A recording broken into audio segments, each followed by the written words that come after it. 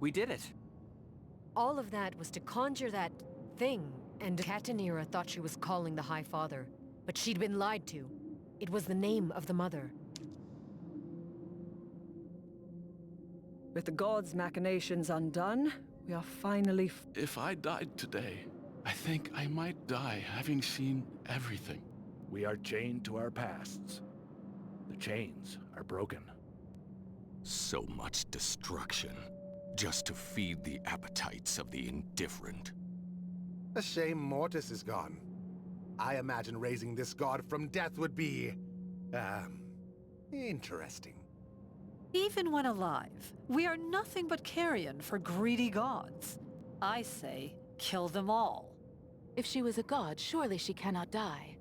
Can she? I understand her hunger. In a way, I feel bad for the poor creature.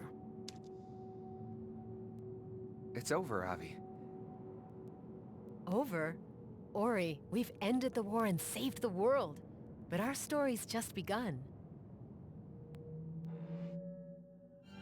So began the Epoch of Heathens. With the death of the Ancient Mother, there was not a plane of existence upon which the gods did not fear your name, and fear the world of Nevendar. And in the absence of the oppression of the gods, the people looked instead to you. Under your guidance, the world would heal. Nevendar would become what you'd promised to make it.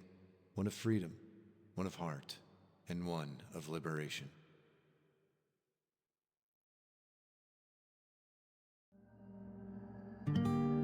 Through it all, however, was Orion, new leader of the reborn empire, and in many ways the person you most trust on Nevendar. Over your many years as friends, the bond between you became a symbol of peace for future generations of the empire and of Ilion.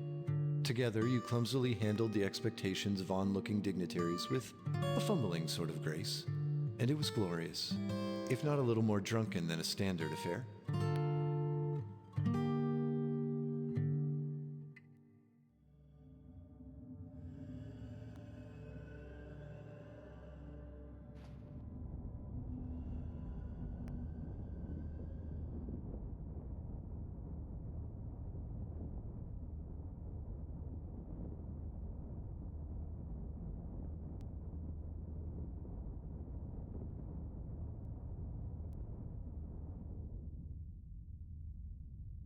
Years pass.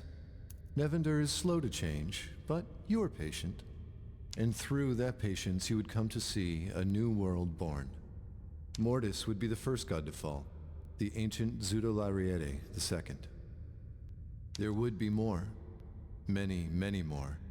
The Epoch of Heathens would be a time of relative peace for Nevendar. But across the celestial plains, fear and panic would spread. The Liberator was coming for the Immortals, and she would have her victory. But that is a tale for another time. From the southern wastes to the tips of the northern ranges, there was not a realm unaffected by your rule. Guarding the Nexus proved a daunting task, though a necessary one. Its power remained in your hands, and with it, you controlled the world. Any who opposed you would soon learn that Ilion was both a home and a monolith casting its shadow across the land.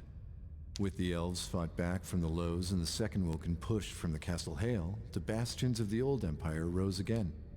Together, you and Orion traveled to the Lows often, every occasion fountaining into a celebration of drink, dancing, and laughter. Though you preferred to be called Avi, the people of this new empire insisted on calling you Empress.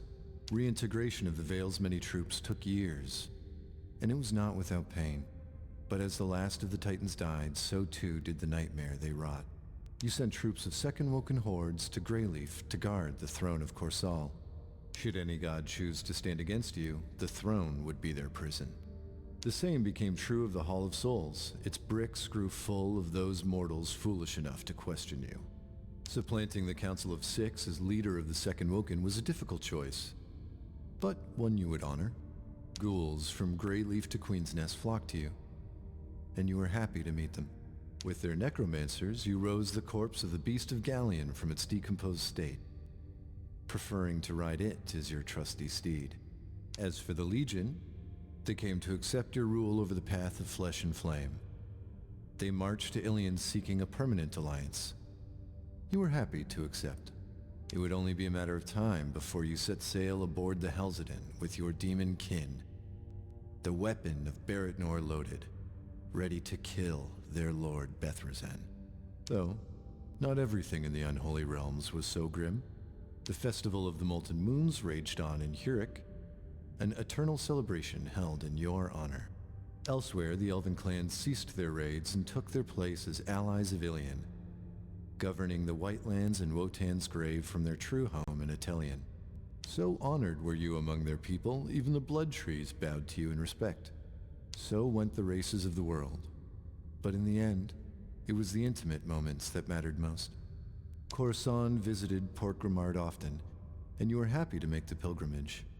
She never assumed the name Beth, but she honored her family's memory in her own way. Belendrak grew old, as did his cubs. Soon they had cubs of their own. It was not the caretaker's life he'd hoped for, but it was life just the same. There were many ways to avoid death on Nevendar, but none so reliable as having a friendship with Edgemar the Crow.